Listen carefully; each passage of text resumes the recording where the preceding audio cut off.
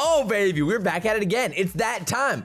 Tier ranking all Call of Duty pros. And obviously, coming off of stage one, major one, the OpTic major, with OpTic coming out on top, we've learned a lot or a ton about these players since the kickoff event, since the first tier list heading into the season.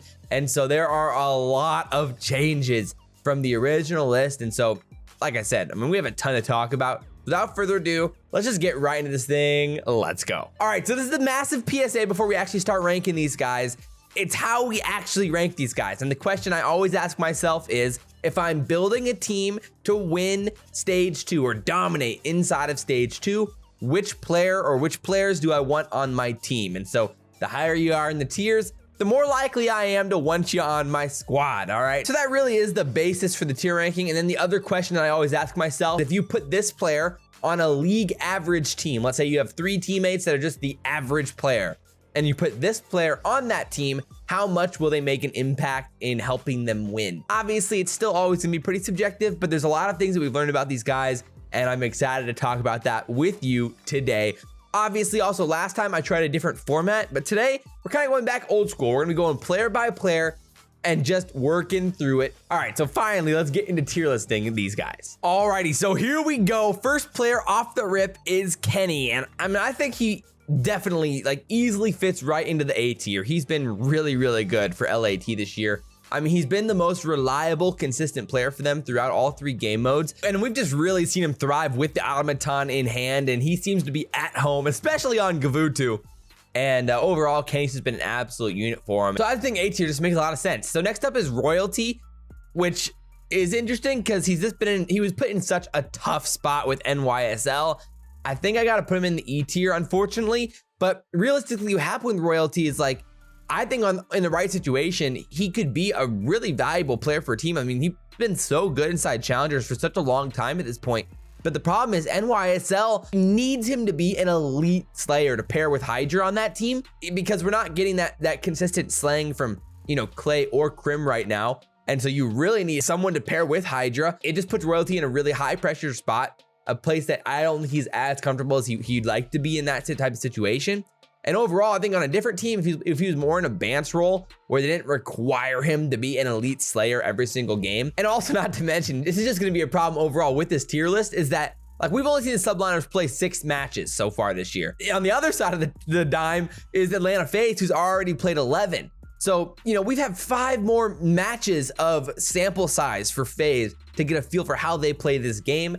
It doesn't feel like we have a good grasp for a team like the subliners yet, or even like LAG or Florida, like where we only have like 6 or maybe 7 matches played for those teams versus like the 10 or 11 for some of the teams near the top. So that does also come to effect with the more sample size for other teams as well. But in the long term, I just don't think Royalty is going to be the piece that fixes NYSL, and I wouldn't be surprised if he ends up, you know, seeing the bench or getting released eventually down the line. Next up, we're going straight to the top, Cellium. I mean, obviously, Cellium is an S tier player. He is as good as it gets in this game.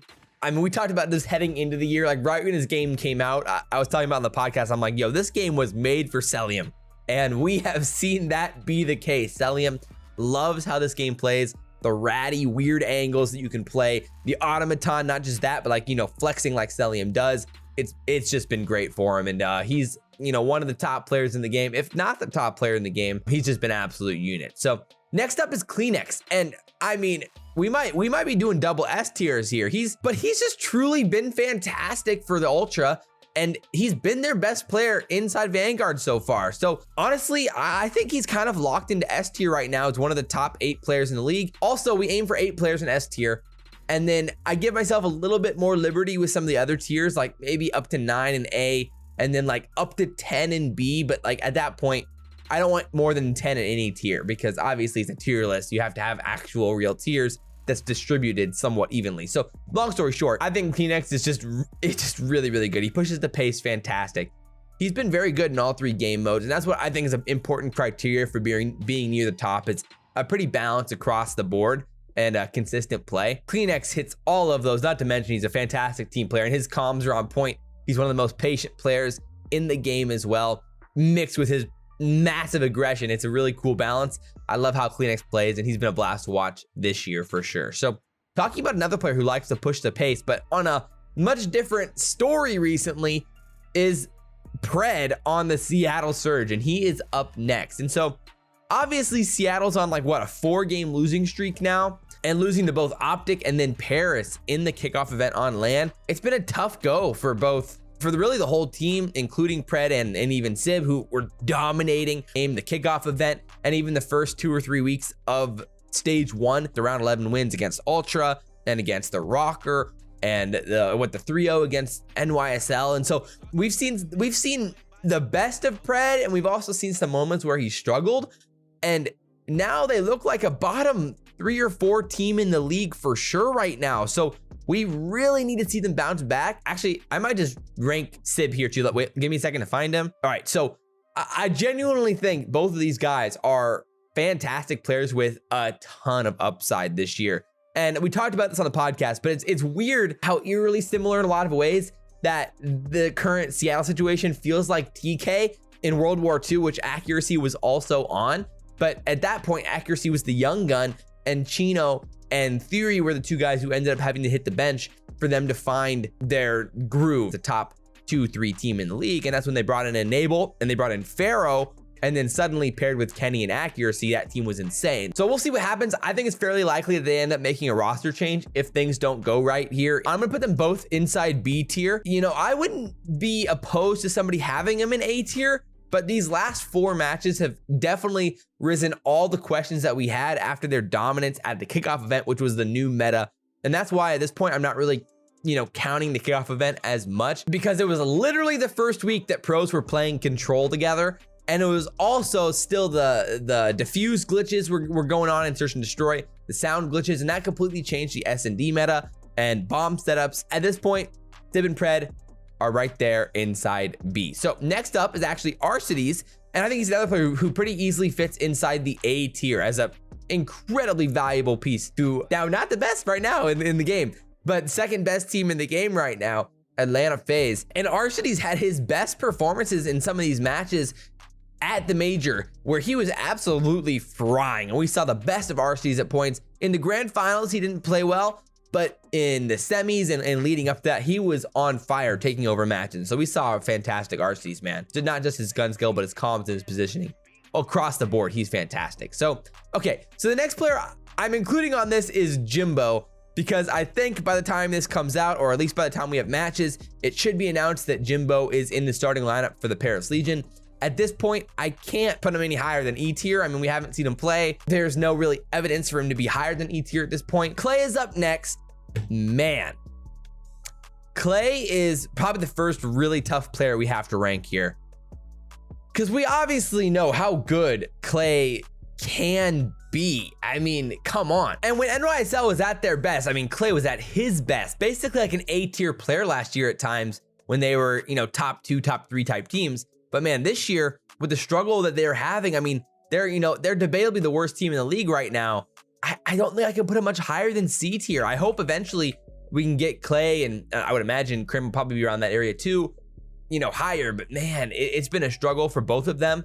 And, obviously for Royalty, I mean, Hydra's had his moments, but it definitely is tough right now for Clay. And ranking like the legend, the all-time greats are always really tough because we know how good they can be, but we're just not seeing it right now. And that's always really tough. So speaking guys who are playing well though, I mean, Bruce is up next. And I just saw The Batman this week, which was an insanely great movie. And we watched The Batman on Sunday together because Bruce was frying. And Bruce is an S tier player, right? Without a doubt. I mean, he has been fantastic. And he was already, before this tournament, right there near that top 8 type player. And he established himself as one of the best players in the game right now. If not the best player in the game right now. Bruce was on fire. And if there's an MVP vote, I mean, he's got to be like the current front runner as the season long MVP because he's been so good. I mean, he showcased his gun skill like on Tuscan when he was absolutely taking over matches. He showcased his positioning and patience even in the grand finals. And then we just saw his straight up slang at times. So I mean, he's the best of both worlds across really all 3 game modes as well. Dashy was taken over. Oh, so speaking of Hydra, he's up next as well. he's right there as probably a fringe S tier player. I mean, he's, you know, right there near the top 10 or top 8. I'm gonna leave him in the tiebreakers for now because I'm not exactly sure where some of the other guys could potentially end up. So speaking of S tier players, we have a lot of, we're really top heavy right now. Obviously, he's an S tier player. He's been as good as it gets, and we saw him take over some of those matches at the major, even though he didn't play his best CoD in the grand finals. That first match against Boston, holy, Simp literally was a god on the map. When he's doing that, I mean, just like Bruce in the grand finals, or, you know, really most of that tournament, when he's doing that, they're winning matches, and Simp was just taking over games. So Simp's as good as it gets. So Bance is also a really tough guy to rank right now because, you know, after the kickoff event, he played his best Call of Duty we've seen in a long time, but it hasn't gone his way since then. And so he's definitely fallen in the ranks since the kickoff event for sure. Obviously, Toronto's also been struggling. I mean, especially in hardpoint, where they didn't win a hardpoint and finished top 4 at the stage 1 major, which is literally insane. But we always know how clutch Bance can be, and we even saw that this weekend against like LA Thieves when it comes like in that Tuscan Control, or like the S&D and Desert Siege where he ninja defused. Like, he makes some really great plays. But then there's the inconsistencies in Respawn right now. And so I think for that point, I think B tier probably makes the most sense for Bance right now as the guy who can still definitely make the plays for sure. All right, so next up we got Octane, and another interesting player here because like at his best, like he just plays patiently. He plays off of his SMGs and teammates very well. And we saw this weekend as well against like even in that Toronto series, like on the Berlin hardpoint, or against NYSL on that Bocage S&D, where like I felt like he really enabled his SMGs very well on that map, providing information, picking up trades, playing just really efficient Call of Duty. And that's when Octane is absolutely at his best. So he's probably right there on the fringe of A tier as well, like that B tier, A tier type player right now, where he's very impactful. So I think I just need to see who else ends up in this area before I make a final decision. So I'm gonna leave him in the tiebreakers for now. So Standy is up next. I think Standy still has cemented himself pretty firmly inside the A tier as a player who just makes play after play. He's definitely the best player on the rocker. He's just been a beast and he takes over games. But I wouldn't say we saw like the best Call of Duty from him, even though he had some great moments during the major, like specifically like the S&D Berlin against LAG, where he was just taking over. He had the ace. He was finding first bloods all over the place, just dominating through mid. So, you know, he has that ability to dominate across all 3 game modes. But so far this year, like I think one series where that really stood out was like against LA Thieves. It was the control on Kavutu, where he just felt like he was really out of position, getting caught in the open, trying to hit those routes, but LAT just was not letting it happen. And so he's one of those players. There's other guys in the league like this too, where when they try to take those routes and it doesn't hit, it costs you big time. And those can be problems for him. But overall, I love how Standy plays Call of Duty. I think he's only going to get better as the year goes on as well. He's a beast. All right, Hook is the next player here. And he's a really interesting one with LAG, obviously, because LAG is also just in a weird spot. I mean, we've seen them, they're what, 2-5 right now in the CDL. And coming off this major here where they get 3-0'd by the Rocker. They lose to London and they get 3-0'd by the Rocker. And like even in that London series, we saw some really awesome plays from Hook. Like they convert some 2v4s like on Berlin, and in the Gavutu against London, Hook is piecing, and somehow they're still not able to convert the rounds. And so it seems like they can make these individually impressive plays. And I think we've seen that potential from Hook, and I still love Hook and S&D can just be such a menace at times. But again, he's also a player who gets caught once in a while and can have problems. And so for that reason, I think he's an impactful player, then sometimes runs into some problems. So I think B tier makes a lot of sense for Hook. He's a guy, if LG figures it out, it'll be because Hook starts absolutely frying and finding that rhythm and roll with ASIM. And so I could see him being higher as the year moves along, but B makes a lot of sense. Tom Gravity's up next, the newest addition. Well, I guess him and Jimbo, one of the newest additions to the CDL. And, you know, made a impressive debut against Seattle, winning that series. And then they went on to play Boston. They ended up losing that series. So there's always a weird balance here with Gravity. I'm not sure if I've seen enough yet to place him very high. Obviously in that Seattle series, I mean, he looked very good. It made some insanely clutch plays, like in the S&D on Berlin. He had some huge plays to find the win there in game 5. But then like in the Boston series, yeah, I mean, he clutched up in that Gavut or the Bocage to make that play on the final hill at P3, made some massive plays. But Temp's kind of been the highlight player for Paris. And then like in the Tuscan, he went like double negative and really struggled. And so I just haven't seen enough yet.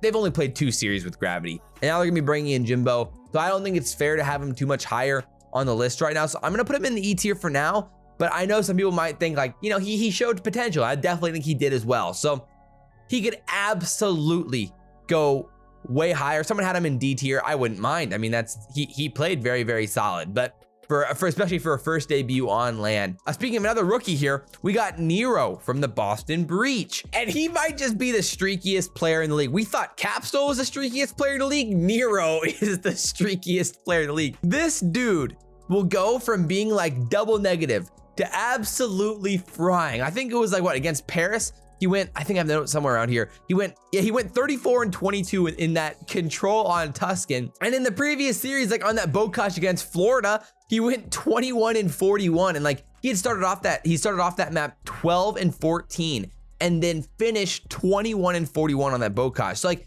there's just like this insane inconsistency with Boston as a whole, but like as also with Nero, and they're still trying to find their footing in the leagues. And we see those small moments of gun skill from him where it's just like, wow, like especially on Tuscan, where he just starts frying. So it's just tough to say. I love how he plays S&D, and we've seen some of those really great moments on Tuscan. I've highlighted that in the past, where he really pushes up and is really a menace inside church. I like what he brings to the table, but we gotta see more consistency from him before I can put him higher than C tier. So I think C does make a lot of sense for him at this point. So Draza's the next player here on deck, and man, if Octane's kind of on that fringe as well, I think Draza should be too. He's been very, very good, and there's moments where he just absolutely takes over. And he's also just really interesting because sometimes he just shows off his pure gun skill. And we've seen moments this year, like let's say like on Tuscan Control, where he just finesses back behind B and can find kill after kill going on like an 8 spree and just starts tearing it up. But then sometimes it feels like the trades just don't fully come through, or in Search and Destroy, there's a little bit of a lack of communication or mispositioning. And so overall, I think he's another one of those guys, like he fits in the B tier, I think right now, where he just can take over a game, but then sometimes it's a little bit questionable about some of the plays he makes. Or like, well, at one point he'll slip through mid and just find like a 5-piece. And then sometimes you're like, man, Draza just isn't finding the right kills. That pro and con is kind of the B tier right now, and it makes a lot of sense. I'll leave him there for now. All right, Abizi's next up, and I don't think much has changed since the last time. He is absolutely still an S tier player as well. And we saw so many moments this weekend of him absolutely dominating. Like just like when Simp was going like what, 46 and whatever on Bokash, he was also like 30 something and 20 and like absolutely frying and with a ton of untraded kills as well. And so it seems like there's a pretty reliable system here with the BZ. I mean, there's not too much else to explain. We all know how good he is and his impact on the map, especially in Search and Destroy as well right now. So BZ's a unit for sure. So here's an interesting player,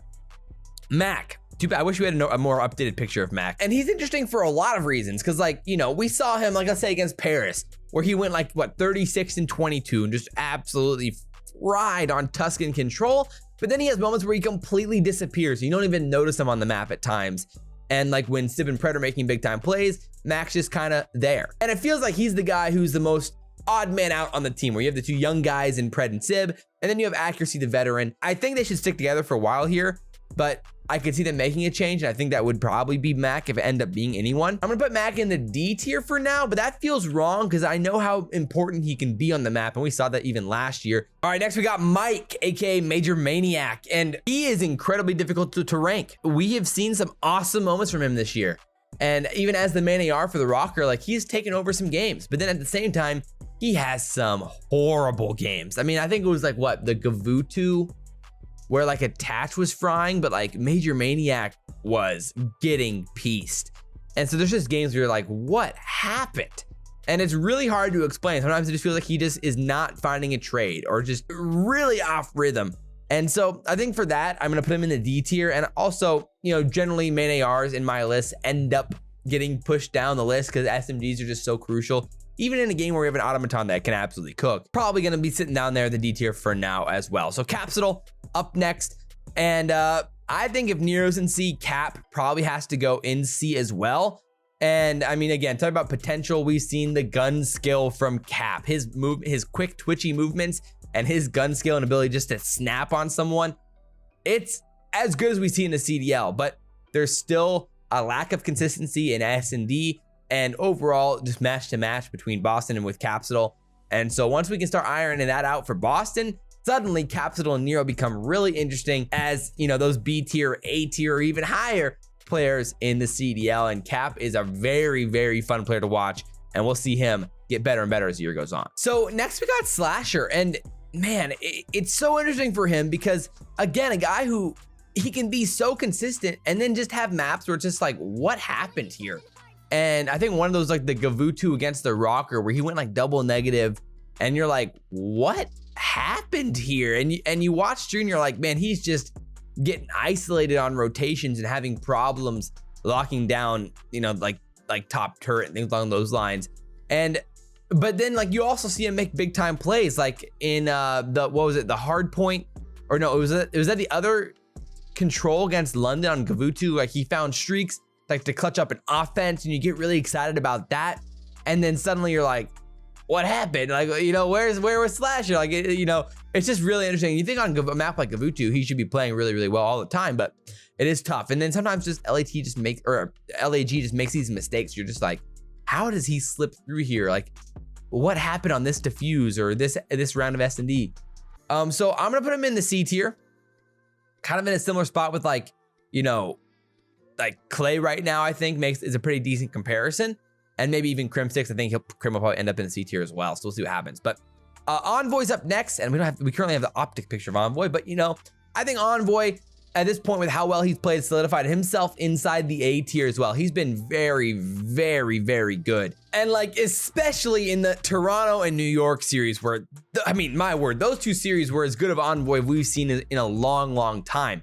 I mean, he was making play after play, basically on all of the maps for the most part. Like against Toronto, like on Gavutu, he was making plays, just doing work on like P5. And then like you go to the Tuscan, he's frying. And then like even on the Berlin, like the game crashed into Berlin, but Envoy was cooking before that. You saw like the game ended and he's like, you know, like just moments like that, you're like, wow, just really, really impressive. And then you go to the NYSL series, and again, like the Bocage, I talked about that with Octane, how well Envoy was, you know, maximizing his map control and playing for routes. Just really impressed. I think Envoy is going to continue to become more comfortable in this game, and I think we haven't seen the best of Envoy this year either. Attach is up next. Interesting, because he just mentioned in a video that he's actually gonna be switching roles to their flex now, running a lot more automaton, which is funny because it's like he absolutely fries like on Gavutu with the automaton, that suddenly now he's flexing, which I think is a pretty funny coincidence, or I guess probably why they ended up making the decision. Obviously they've been struggling in hardpoint, and that's kind of been a team problem for them. So with Priesta on SMG now, that's gonna be pretty interesting to see how that plays out. Attach right now is a Fringe A tier player, but I don't think he's fully cracked into that level yet. So I'm gonna put him in the B tier. But man, we saw the best Attach we've seen in a long time at Major 1. So I'm excited to see what he can do moving forward as well. So Gizmo is next up, and man, it's hard not to be incredibly impressed with how well he's played, how composed he's been.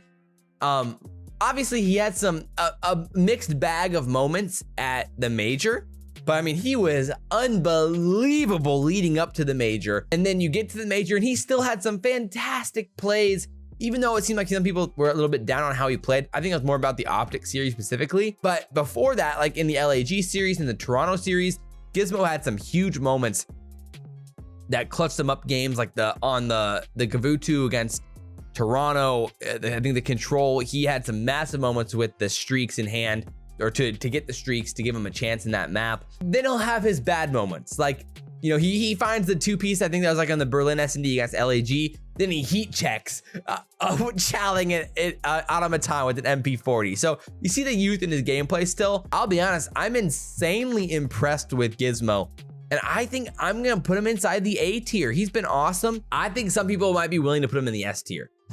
I'll hedge my bets a little bit more, just especially he had like some of those tweets where he's also not gonna be playing this week.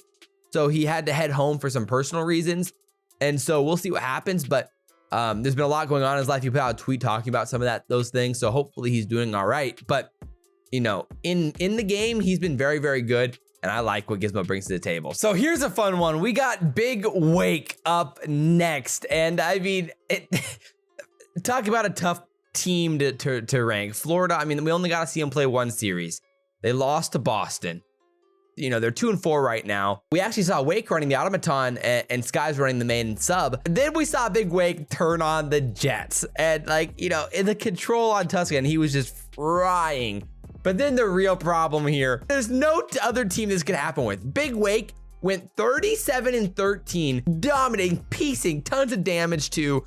And Florida was plus 17 in kills and they lost. Something's wrong here, but on a personal level, you see Big Wake's ability to absolutely fry, but it's just weird that it doesn't translate more to wins and the consistency isn't always there. And so it's a tough balance between A tier and B tier for Big Wake. It's like on a slaying level, he can get to S tier at times. I mean, not very many players can do that, what he did against a solid team, a respectable team in Boston. I'm gonna put Big Wake in the B tier because he's kind of in the theme of can absolutely fry at times, but then sometimes it just does not click. And that seems to be the theme right here for most of the B tier. And so, yeah, Big Wake's a fantastic player though, and he can take over games to say the least. So Gunless is up next.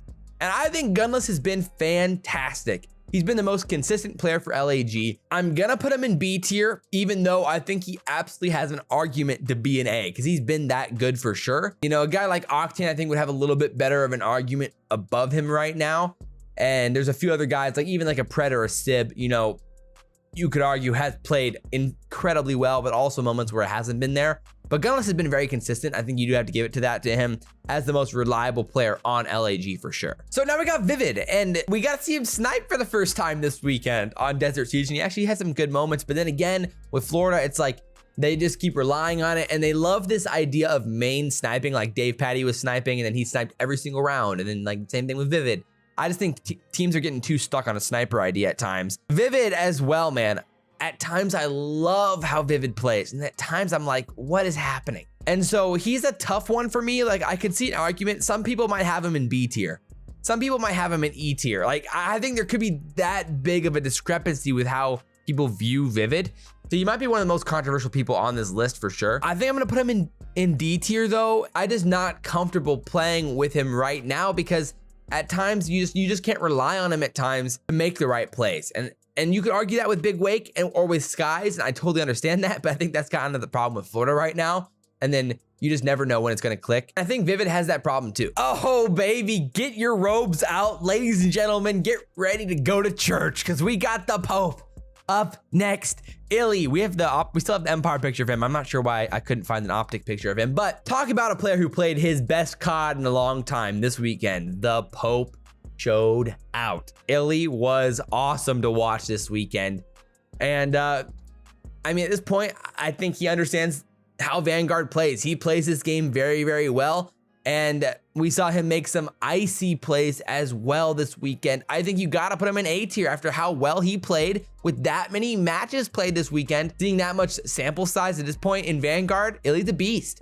And I'm sure some of the OpTic haters would have him way lower. OpTic fans probably want to see him in S tier. I don't think he's an S tier player right now, but he's definitely right there inside that top, you know, 16, 17, 18, somewhere in there for sure. Illy was awesome, man. He really, really was. So Tej is up next. I'll be honest, I don't think he's playing very well, but I think I gotta put him in E tier right now. He seems like the most likely player to get dropped if they end up making a roster change. If things don't start really clicking for them here, you know, I would say they won't make a roster change here at the beginning of stage 2, but maybe like after 3 or 4 matches in stage 2, because they have a really interesting schedule. Like they play Seattle, and then they play, I think it was Rocker, and then Toronto. And so if you end up like 1-2 after those matches, or especially if you end up 0-3 after those matches, then you might have to consider making a change, because then you play Florida, then you play London. So, you know, there is gonna be some potential opportunity there. Tej is the one guy where we haven't very often seen the flashes of brilliance from him. And, you know, even though you got methods on the main AR, I think Tej is the guy that could end up hitting the bench here if things go the wrong way. So Priesta, in an also interesting situation here, because obviously now, since attached the role swap here, he's playing SMG. And this feels like the first change before a roster change. So like if things don't go well here, one of the rockers is gonna have to go, and they're gonna have to make a change at some point if things don't go well, which it always just feels like for the rocker, they're good enough to not make a change, but they're not good enough to win a lot. Like they, you know, they had their insane run at the stage 5 major. and they've been riding that hype ever since. We saw Priesta play really well against LAG, like finding streaks in map 1 on Gavutu. On Control, he played well as well. And so it's just tough to know what we're gonna get from Priesta. Man, like right now, I think he's like in that like C or D tier range. And so it's just like a tough conversation because again, like in the idea of, do I want him right now to win a championship in stage 2 or build a team, you know, in stage 2? I mean, he's just not very high up on the list right now. So I think I'm gonna put him in D tier just because like kind of like as that argument right there. But man, that feels really bad. So Asim's up next. Another guy who he's made some fantastic plays this year where he finds aces and makes those elite plays. And then again, sometimes it just feels like LAG is just really disconnected. I could see Asim being way higher on the list in the future. I'm gonna put him in a C tier for now. I think that feels about right for him. So Cammy's up next. And I think I'm gonna put him in the tiebreakers right now because he's kind of in that close conversation with Hydra. And I think that's gonna be an interesting one. So John's up next. I mean, there's just not really another place to put him right now besides E tier. It's been a tough go for John. And I think a lot of people were surprised that John didn't hit the bench and Fellow and Decimate did. And even though we saw some nice moments from John this weekend as well in their win, I think it's still very possible that if things don't go right for him, John could end up hitting the bench as well. We'll just have to see. So Sky's up next. Man, I think the C tier makes the most sense for him. Again, he's just been a little less consistent than Big Wake on the year, even though we've seen some fantastic plays from him, especially on Bokaj at times. He's a player who can be so fun to watch, but then sometimes their positioning as a team and even individually from Skies just does not make sense. And it just breaks down in the biggest moments. I think I've said that a handful of times throughout the years now for Florida. Breaks down in the biggest moments. And that's kind of been their narrative. And at some point, if things don't click, something's got to change. Shotzi's up next. I mean, obviously, come on, guys. We all know Shotzi's an S tier player. He is insane. And we saw that this weekend, to say the least. And we got Donnie up next. And again, we're hurrying a little bit here because this video is getting a little bit long and I feel like I'm doing you a disservice. Does Temp go in B tier is the question. Man, we saw some awesome Temp this weekend. I'm gonna put him in C, even though he played probably at a B tier or higher level this weekend. Even though he's been good throughout stage 1, I want to see it a little bit longer from him. He's at the top of the C tier right now. Donnie has been a blast to watch for sure. So Dave Patty's up next. I put him kind of in that same tier as Vivid. Like, it's just hard to know what you're gonna get with him. Sometimes he looks amazing. We saw some awesome moments from Dave this weekend as well, but what are you gonna do? Dave, Patty, and Vivid in this Florida squad, I'm gonna keep ranting about how hard they are to rank because it definitely is the case, to say the least. So Insight's up next, probably A tier. I would imagine, you know, we've already got 2, 4, 6 here. Two can go in S. I think we're looking at kind of the fringe there. So Dave, or Insight's near the top of the A tier for sure. And he's a valuable player. We saw his S&D prowess this weekend, to say the least. Wow, he was insane. Accuracy, I would say D, as a guy who is just kind of uninspiring right now, especially with how they've played their last 4 matches. And again, like, after their huge sample size at the kickoff event, where I'm just not taking the kickoff event into account anymore, but since that was literally establishing the meta in both Search and Destroy and Control. And so with both of those things combined, it just has not been great for accuracy.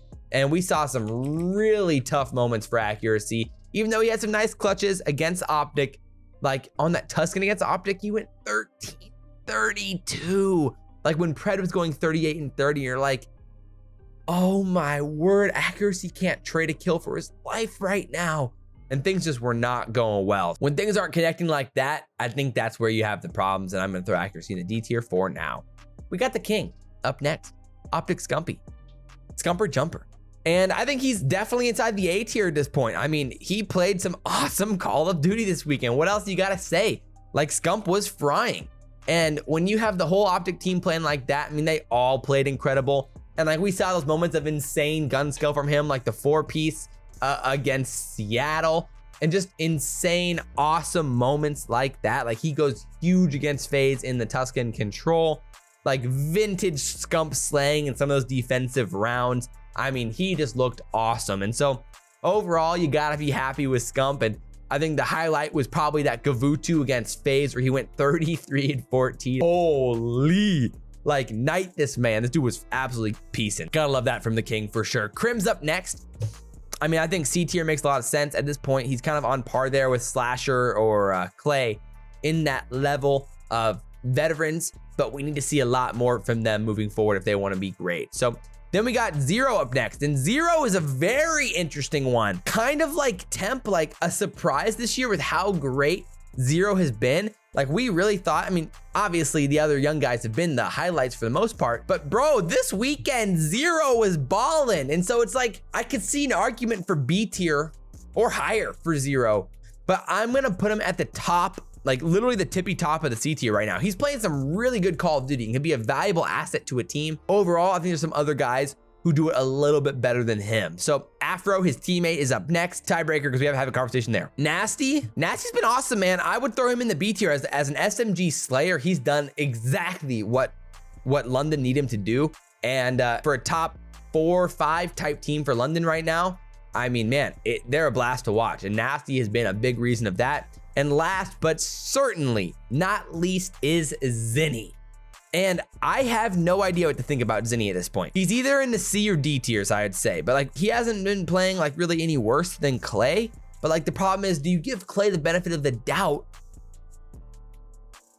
Oh man, that's tough. That's tough. I'm gonna put Zinni also inside the C tier. It feels like there's a mix of main ARs in this tier. Like, you know, you got Zinni and Slasher and Clay and all of these guys who are Zero. And I think Zero, like I said, the top of the C tier for sure. Like you could argue that he's in the B tier, and maybe I'm even willing to throw him in the B tier at this point. He's very, very close. So last few here, I got to decide the last 2 inside S tier. The question I think for me is, I think this puts Octane inside the B tier, I think, with Octane, with a Gunless, with Draza, with Sib as guys who we've seen incredible moments from this year, but you know, haven't been like at the top of the elites when it comes to taking over games. But man, I think there's I get the thing with Hydra is like, he's been insane, but they're not winning. So it's like, what do you do with Hydra?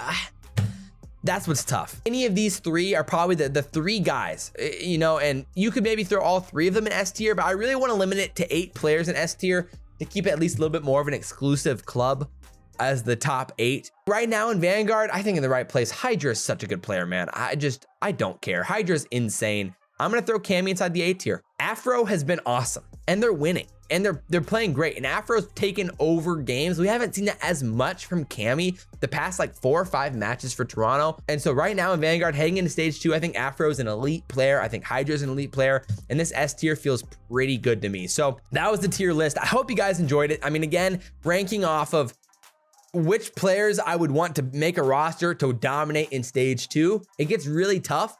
And then you're asking like, how big of an impact are they going to have when, you know, when replacing on an average league average team? It's a really tough argument.